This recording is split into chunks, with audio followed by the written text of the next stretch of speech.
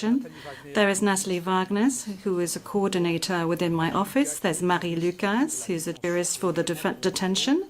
And also for my office, accompanied for more specific matters, if you seek to delve more deeply, there is Asma Yacoubi, who is the chief of the LSS. There's Philip Ambach for the head of the VPRS. And there's also Rod Rastan, who is the head of Judicial Cooperation Support Section. I am, of course, Marc Dubuisson, director of the Division of Judicial Services. And I am representing here the registrar this morning. Thank you. Yes, thank you very much, Mr. Dubuisson. As everybody knows, this is the first status conference in this case, and the first proper hearing, I suppose you could say, for the trial. And there are a few things I want to say before we move on to the agenda.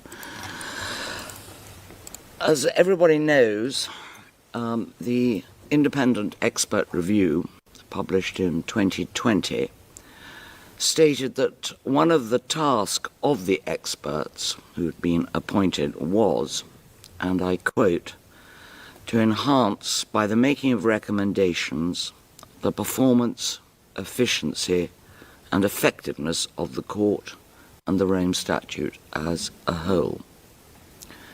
Since its publication, all organs of the court have put in place measures designed to achieve those obvious and laudable goals.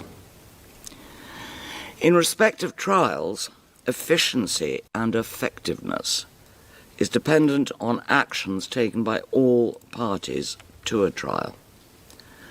The prosecution, the defence, the victims' representatives, the registry, and last but not least, of course, the judges. It depends on them, all of them, cooperating procedurally. Such cooperation does not in any way affect the fairness of a trial, nor the onus on the prosecution to prove its case, nor does it encroach on the rights of the accused. It is a truism, but one which bears repetition, to state that the overriding objectives of a criminal trial, for judges in particular, are, first, the acquittal of the innocent and the conviction of the guilty. Second, dealing with the prosecution and defence fairly. Third, recognising the rights of the accused, particularly those under Article 67, and any other rights which are germane to a trial. Respecting the interests of witnesses, and last but certainly not least, respecting the interests of victims. In order to achieve efficiency and expedition of a trial, there must be, amongst other matters, first, an early identification of the real issues in the case, and I emphasize that and will return to it later in this status conference.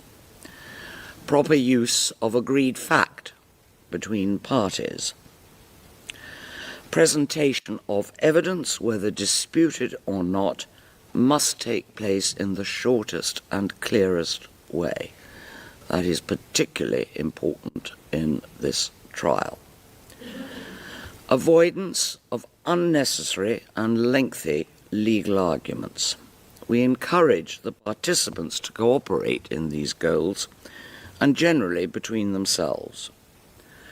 To give but one example, any requests for disclosure should be discussed between the parties before rulings are sought from the judges. It is incumbent upon the prosecution to give proper reasons if they are going to refuse a request for disclosure. Finally, let me say this. We are delighted to see from the submissions that have already been made that the parties and participants are represented by highly experienced counsel on all sides. And we are heartened, as I say, by the responses which we've received to the scheduling order for this status conference.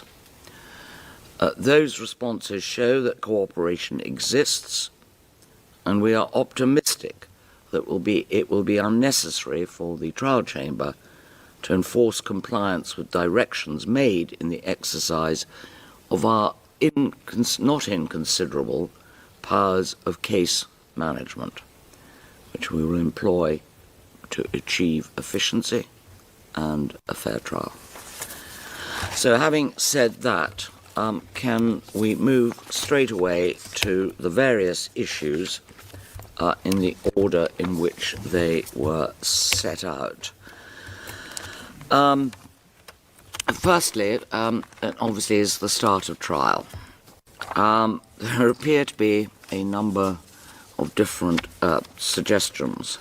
The Office of the Prosecutor says the 30th of November. The defence doesn't want to give any date at all until matters are resolved, such as the accused's fitness. The legal representative of the victims wants beginning of September, and the registry wants January because of interpretation, which I will come back to. Okay. Does anybody want to say anything more? There is actually one matter, Mr. Nichols. Yours is your start date of the end of November is because you say it'll take you until September to complete disclosure. Is that right? Thank you, Your Honors. You'll find this at paragraphs 3 to 5 of our submissions. Yeah. What I can say is that we've taken a hard look at the, I believe, 11 tasks in paragraph 5 that we need to fulfill in a reasonable time before the start of trial. And so in picking the September 30 date, that was not random. It was made in the spirit of efficiency and expedition that you have highlighted. And we believe that is a date that we can meet that will not be easy to meet. It will require us to work hard and efficiently. And then we picked, and of course it's up to your chambers entirely, what we thought was the soonest reasonable start date after that. But we really do think we need that time in order to accomplish all of those different things, different tasks that we need to do. And we think that if we have that time, I mean, I know everybody always argues this, but ultimately the trial will be more efficient because we won't make mistakes and we'll have everything done properly and disclosed properly. Some of that, you know, we have new counsel now, and Mr. Haynes and I have done a trial before, and we know each other. So I do think we'll be able to cooperate. And as you say, we haven't had a chance. We've met and said hello and had a coffee, but we haven't sat down yet to really discuss what can be agreed on, what can be stipulated to. So hopefully that will make it more efficient. But you know, we've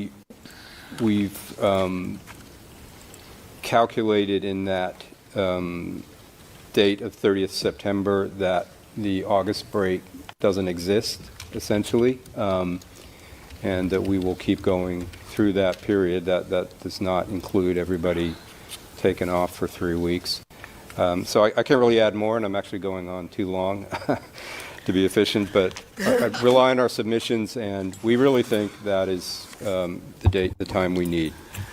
Yeah, well, okay, Mr. Nichols, I mean, I see that. I mean, you're actually assisted in one sense by the fact there has been a change of counsel, because that obviously causes, well, you're assisted in many senses, I feel, but because of the need for them to get to grips with the case. However, can I emphasize, however, that you really must do things with expedition. We weren't madly impressed by the delay in asking for the matters in your last motion, as you saw.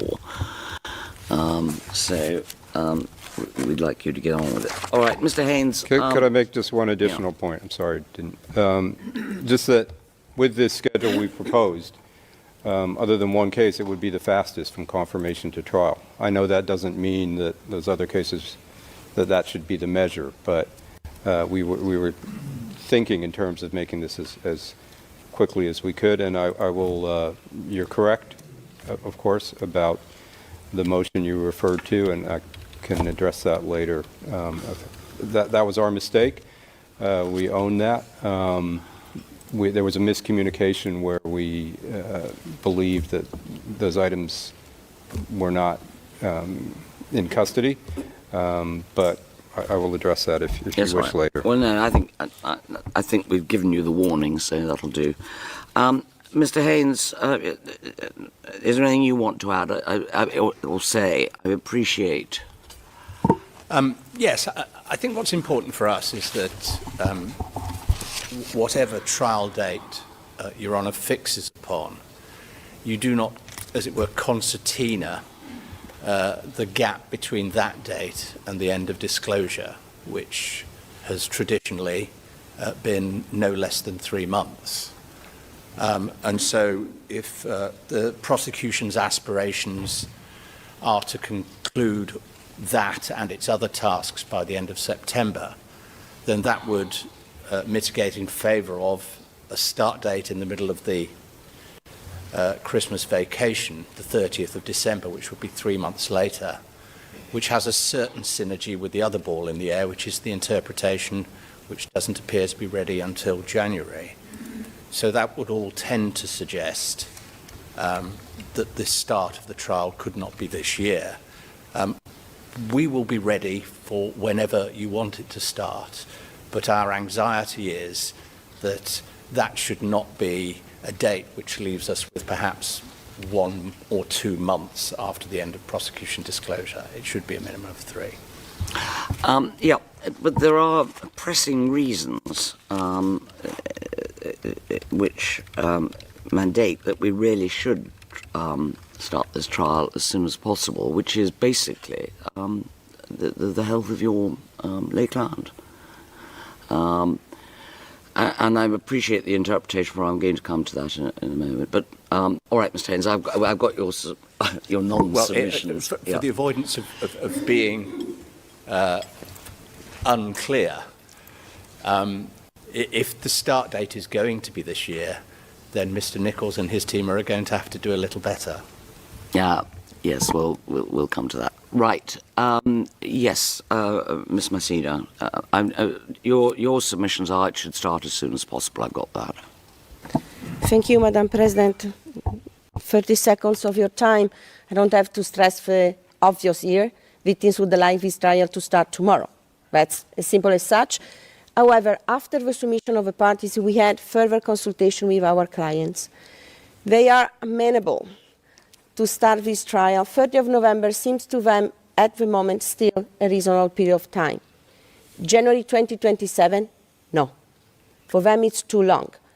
And going to what my learned colleague was saying, well, we can start the trial already in November and hearing witnesses who can speak English. This will allow to start and continue the trial and solve the issue of interpretation starting in January 2027. Thank you very much.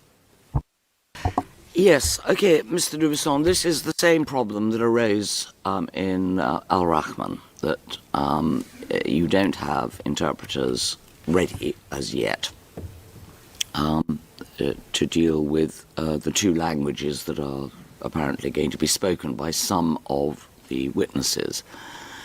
However, as we did in Al Rahman, and as Ms. Masida has pointed out, it is possible to start the trial with witnesses who only speak English. And my understanding is that it's not as complicated as finding interpreters as it was in the Al Rahman trial in a language that was only spoken in a small part of Sudan. because presumably, as court proceedings in the Philippines are all in English, there must be interpreters there, and equally field interpreters who can be trained more speedily, I would have thought, than was possible in the Al-Rahman trial. Mr. Dubuisson, thank you, Madam President. Yes, I take note of what you've just clarified, in addition to what my colleague Ms. Masida just said. Indeed, there are a number of items we need to look at here. Who are we interpreting for specifically? We're interpreting for the witnesses. Today we have a number of witnesses for which we know that they will testify in English. We have been warned that there are some witnesses that will be speaking in 2 other languages of the Philippines. So we need to find, if possible, interpreters who could speak these 2 languages. That's very important for us. To date, we do not have knowledge of who these witnesses are. So, as you have just said, we're going to try and recruit people principally from the field, that is field interpreters, but of course we do have to train them, because field interpreters working out in the field work in the consecutive or in whispering, chuchotage form. But we are going to be using simultaneous interpretation, so they need to be prepared and trained. Not into English, fine, but into the other languages such as Tagalog, those languages that are used in the Philippines. But of course it is important also for the witnesses and for the population that outreach is conducted with regard to the trial that is ongoing in The Hague. So it is important for those out in the Philippines to be able to follow the trial that is ongoing here in The Hague. This is something that we are always attentive to, but it is not our top priority. Our top priority is the language of the accused and the languages of the witnesses.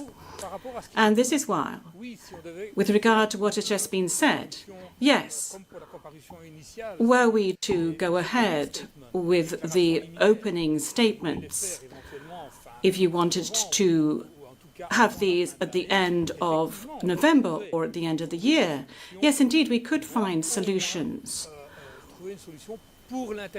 for interpretation for a number of hearing days for those opening statements. But if we're talking about bringing witnesses to testify on a regular basis, then we need to be properly equipped in terms of interpretation booths.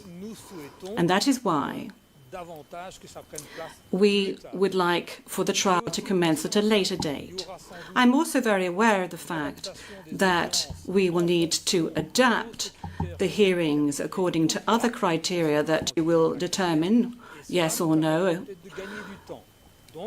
to do with the accused, and this will enable us to save time. So, for example, if we have shorter hearings, we would maybe be able to improve the training terms and time, but that would only apply to maybe a month or a month and a half in terms of time.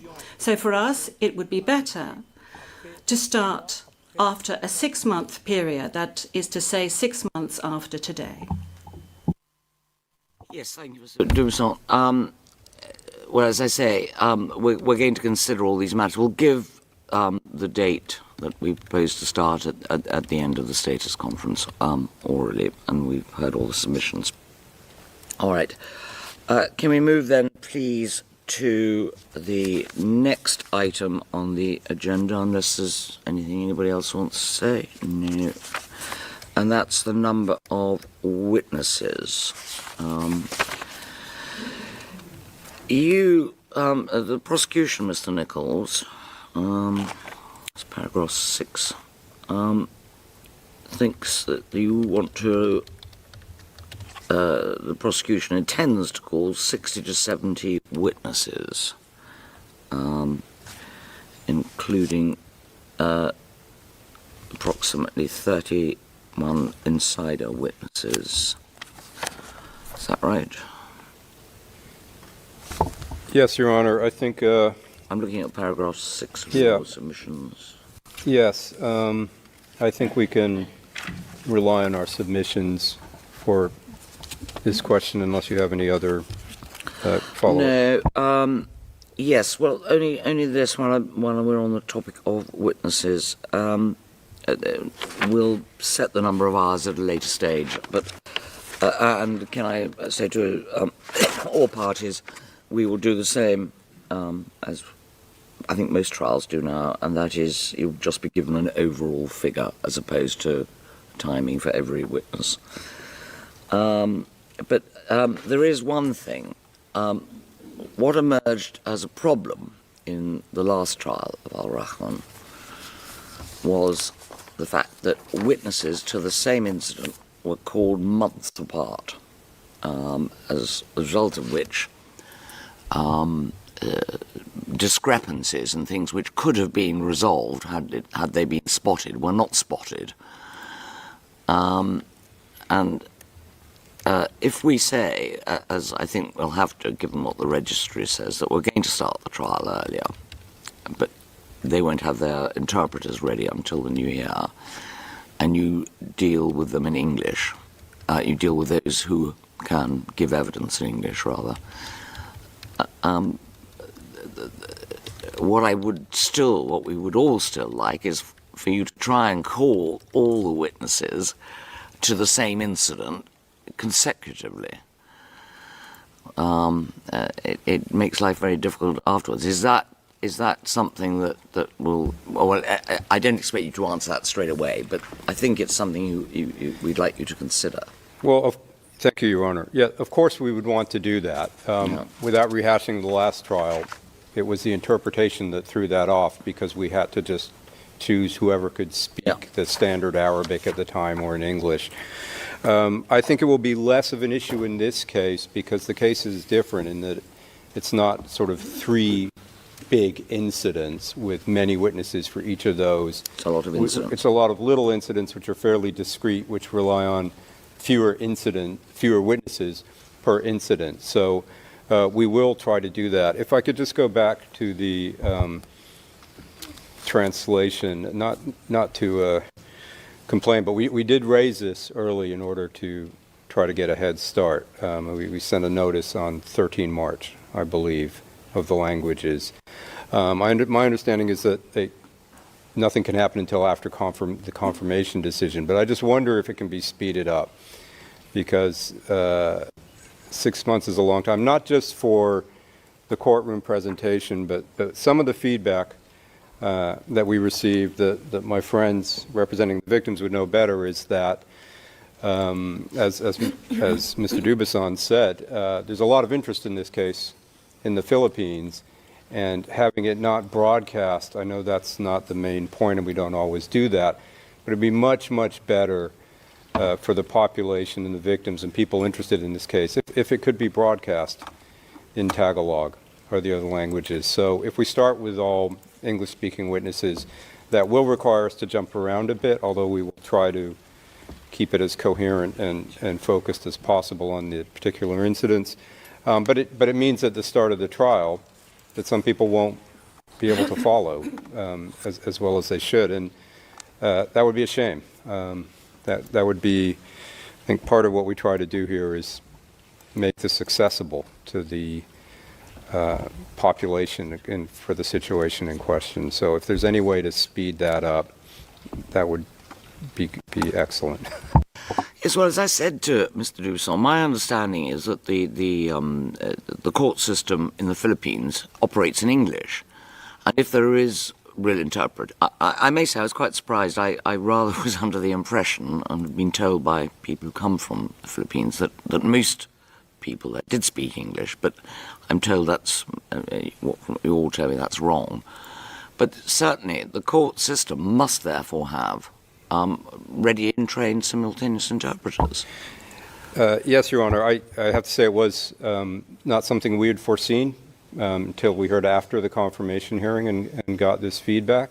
But it's also likely that some of the population from which a lot of the victims in this case were drawn do not speak English. It may be that most people do, but I again defer to my friends, but some of the poorer community where many of the victims are from do not have a good command. Yes, all right. There's one other thing. I mean, it will be specified in the conduct proceedings, but I note that a lot of these, the witness evidence is in the form of suspect interviews. Right. Can I make it clear straight away, as I say, it'll appear in the conduct proceedings, where there are lengthy interviews which wander all over the place in terms of topics and whatever. Before the witness is called, the chamber will expect to have a breakdown in schedule form of the topics which are to be gone through the witness in the order of which they are to be gone through, with a reference in a column to the pages in the actual interview, because, as I say, our experience, certainly my experience from the last trial, was that, as so often happens in such interviews, topics were returned to over and over again. So can I make that clear right away? Absolutely, Your Honor. We expected that. We've discussed how to do that best, and we plan to do that. I would say that affects, in the most part, 5 witnesses especially, and so we intend to provide very detailed summaries, and we'll put them in the format that the court, we will create those schedules, and we will also take care with the summaries for those insiders with lengthy transcripts. Right. And the last thing is, and I think that's a general comment, it really is incumbent, as I say, in particular because of this case, because of the health of the accused, that the evidence is kept to the minimum possible, and the chamber would not expect to hear from witnesses all saying the same thing. And I know Mr. Haynes objects to it, and I'll come back to that, but we'd expect as much use of Rule 68.3 and 68.2b, I think it is, as possible. Yes, we would plan that. That is something I was going to address. Yeah, we would like to, I mean, the experience of the last trials, it seemed to work well. I think the jurisprudence, I won't go into it now to check, is so there is no unfairness whatsoever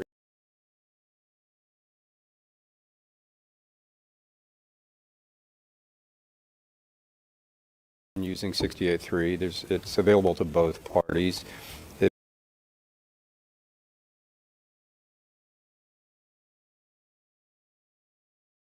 Makes things more efficient in every way, and we intend fact of this murder or this incident is not in dispute, and we're talking about linkage, etc. So we may be able to speed it up. Yes, well, I'll come back to that when we come to your documentary.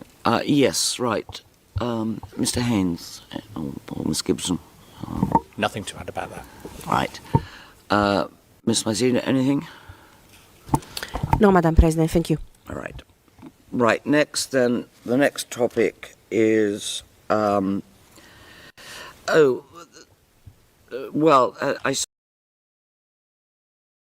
suppose I may as well deal with it here. Yeah, I'm sorry, before I move on, Mr. Nicholson, I meant to say, the defence did say you should provide at the earliest possible time a provisional witness list.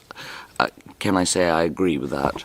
We agree too. Right. We'll do that 5 months in advance, the provisional witness list. It's already the list from confirmation, obviously. Yeah. But we will provide an updated one 5 months in advance, which I think is what was requested. Right. Thank you. Okay, expert witnesses. You seem to be... sorry, Mr. Nicholson, you again then. You seem to be calling an awful lot.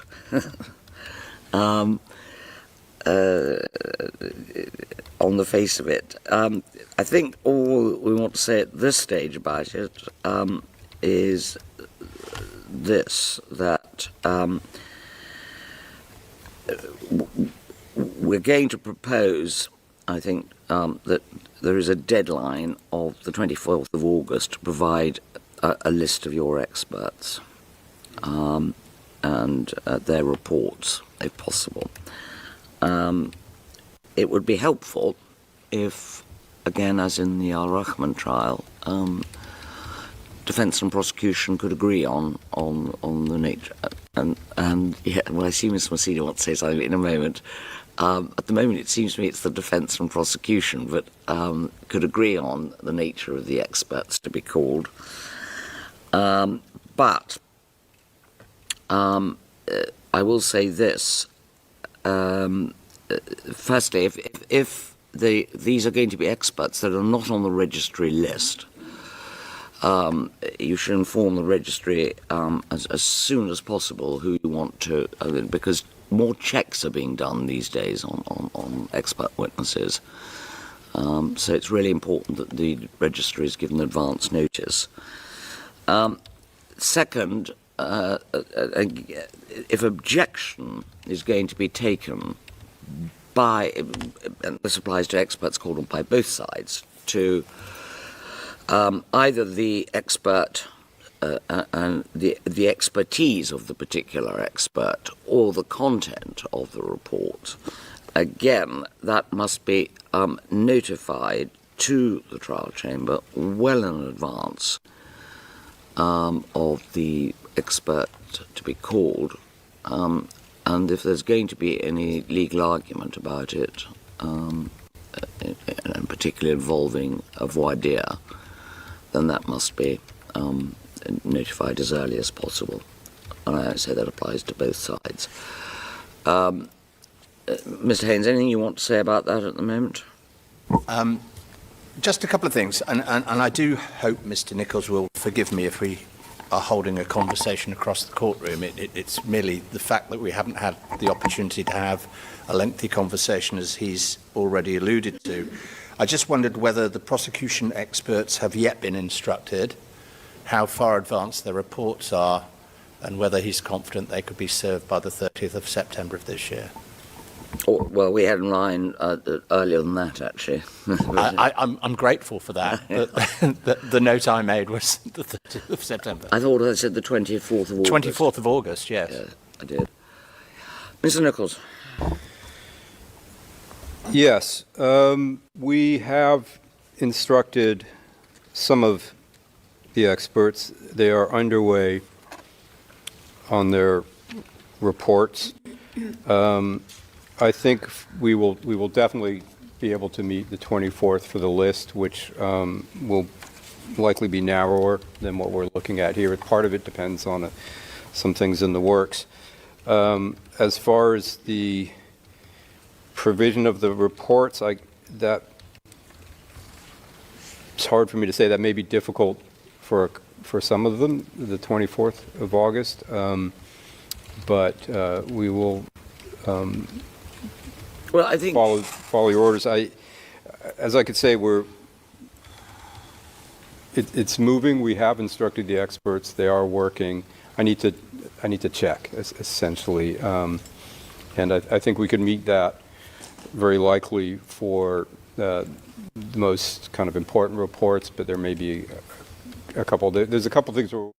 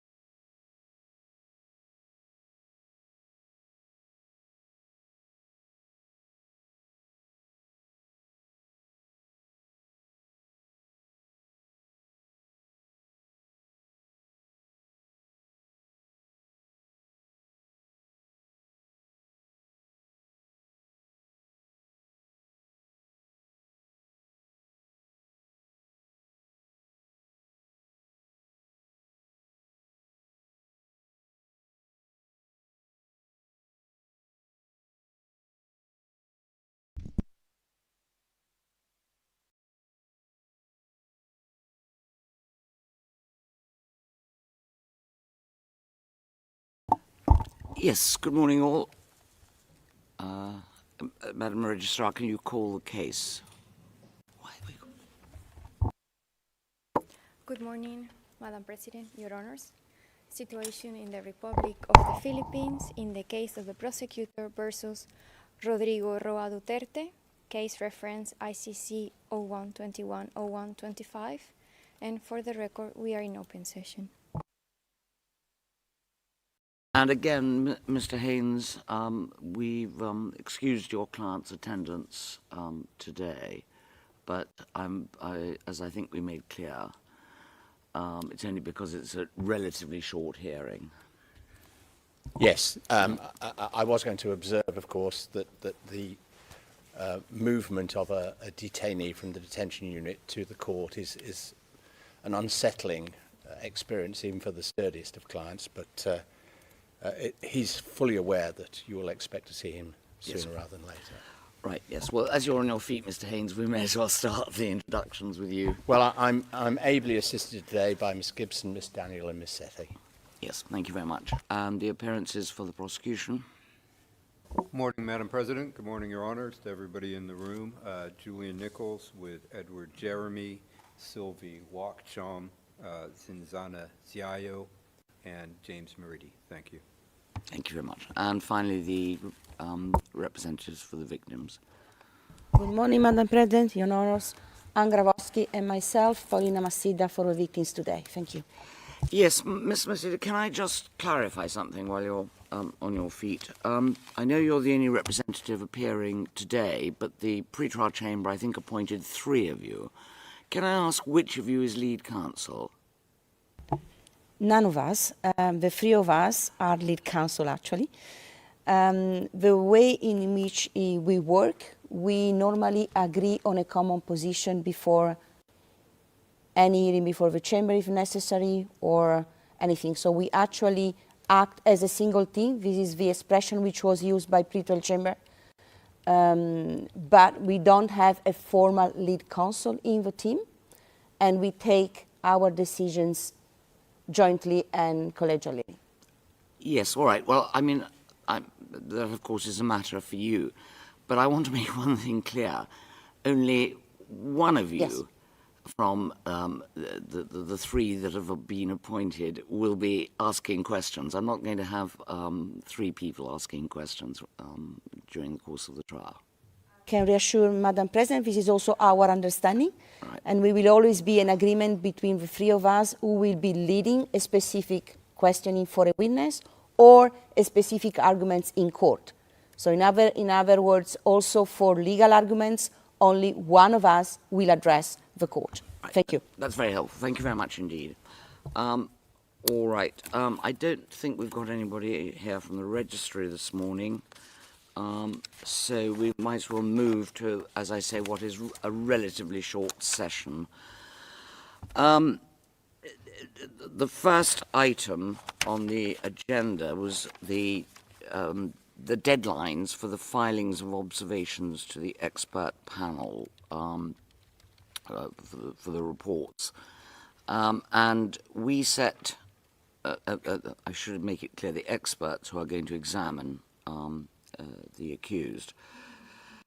We set the following deadlines: the 18th of August for the experts to file their reports, 24th of August the registry was going to file the experts' reports. Right. And 31st of August, observations from the parties and participants, including any request that may be made for an actual hearing. Now, Mr. Nichols,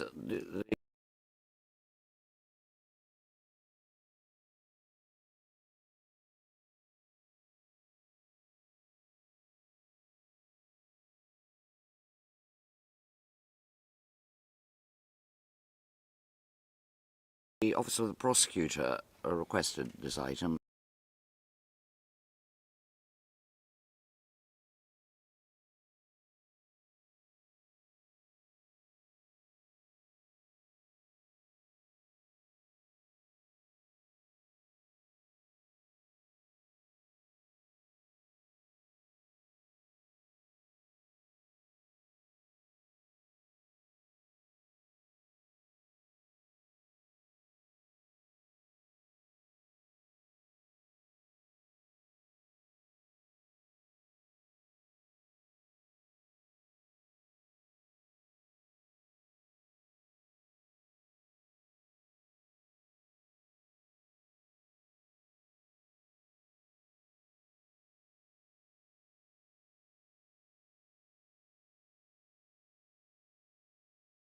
5.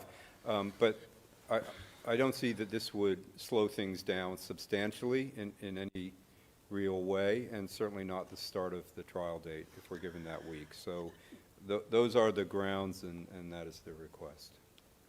It's not, if it was just that, Mr. Nichols, but it's the knock-on effect, because as you say, if we give you an extra week, well then we're going to have to give the defence an extra week. Well, I suppose it's everybody at the same time, isn't it? Okay. Your Honor, I think we were filing simultaneously. Yeah, yes. So, No, so it won't have that extra that I think you may have been thinking about. Yeah, sorry, you're quite right. Mr. Haynes. We've got no difficulty with you showing some mercy to the prosecution. Ms. Masida? Same with us, Your Honor. It's all right. We'll be merciful, Mr. Nichols, as it's early on. Thank you very much, Your Honor. And you can have the extra week. Then the next item, it was the adoption of the protocol on the handling of confidential information. I think you've all seen that it's really the standard one that appears in all trials. Does anybody have any comments on it? No, Your Honor, just I thought it hadn't been formally adopted yet, unless I'm wrong. It was adopted by the pretrial chamber. Yeah. The standard one that's annexed to the trial manual.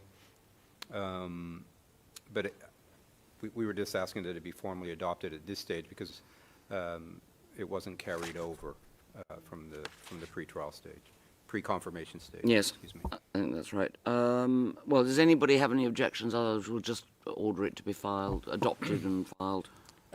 We did have a couple of small observations to make about the text of it, which I think, with respect, might be better done in writing. That's been the practice in the past, and it's worked very well. It shouldn't hold things up at all, but I'm sure we can get something across in a few days. Right. Well, that seems very sensible. Thank you.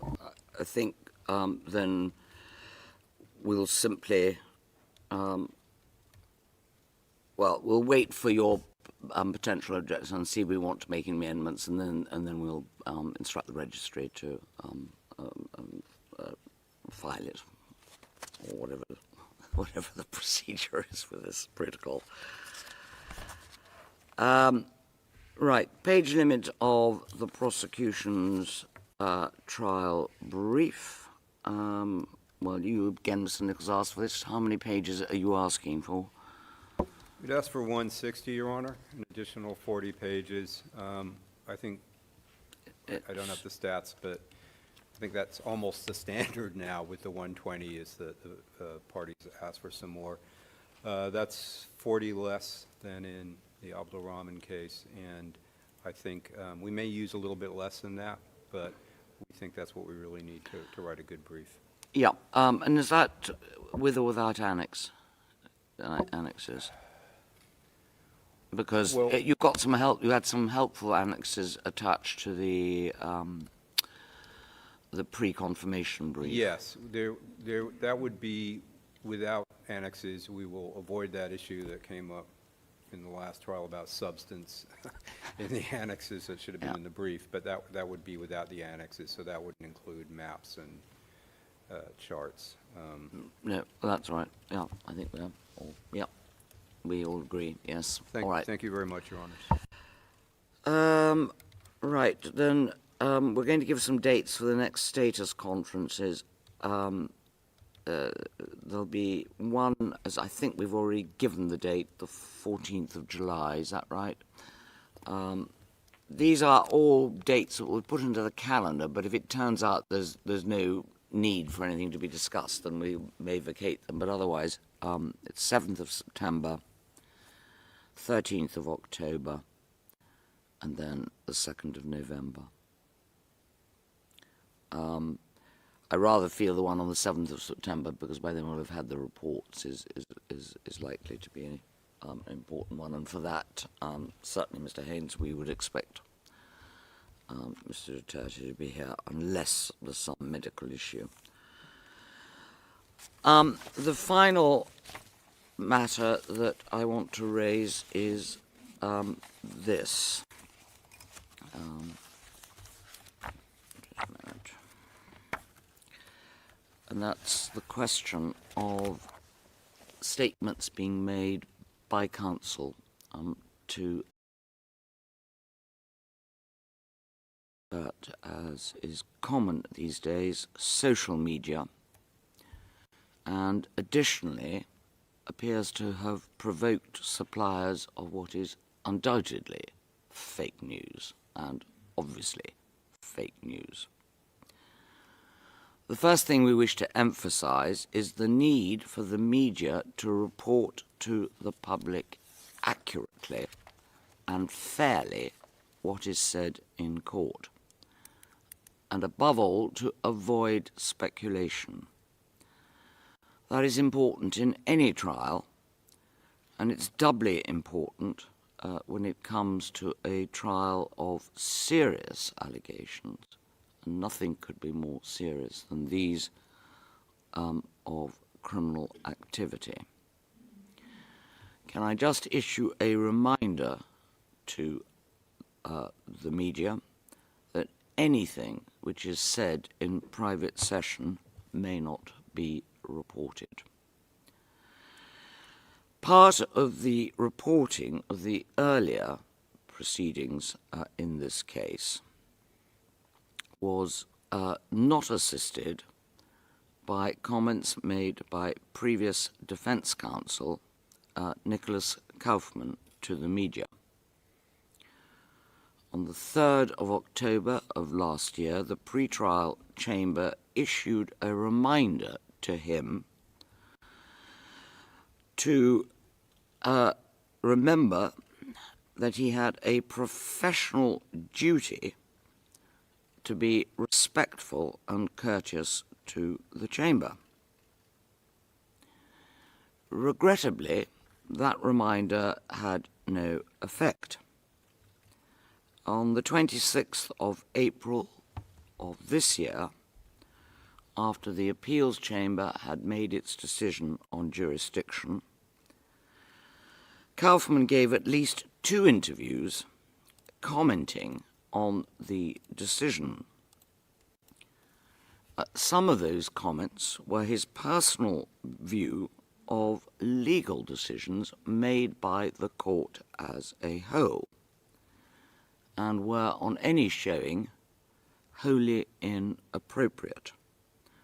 The more so when made by counsel in the case.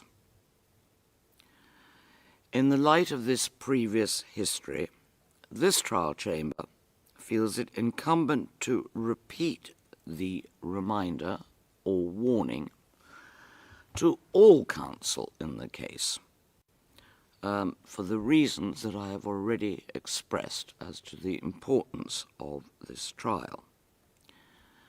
We see no reason why counsel should feel it necessary to make any comment to the media. The appropriate forum for counsel to raise matters is in the courtroom. Trials are not conducted by the court of public opinion, but by this court during the course of the proceedings. We should add finally that we are somewhat surprised to see that other than the catch-all type provisions which are contained in the Defence Code of Conduct, namely Articles 5, 7 and 24, no guidance on the topic of media comment is offered to counsel in any of the codes, in fact, those including for the prosecution. But of course it's particularly applicable to the Code for Defence Counsel. And we feel that this is a lacuna which should be rectified sooner rather than later. So, are there any other matters that counsel wish to raise at this stage? On either side? No. In that case, that concludes the status conference this morning.